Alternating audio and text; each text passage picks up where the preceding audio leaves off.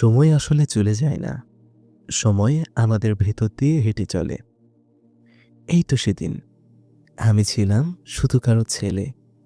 নাম ধরেই ডাকতো সবাই। ভুল করলে বকা দিত।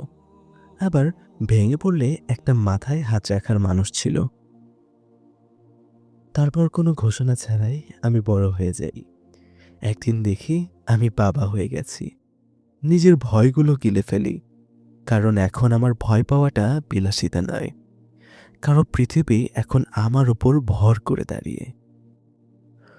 সময় থামে না, কাউকে সতর্কও করে না।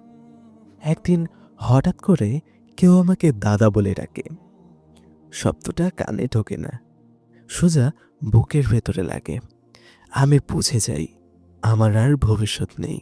আমি অতীত হতে শুরু করেছি। ধীরে ধীরে আমার কথার ওজন কমে। আমার উপস্থিতি প্রয়োজন থেকে অভ্যাসে পরিণত হয়। ভালোবাসা তখন আর উষ্ণ নয়, দায়িত্ব।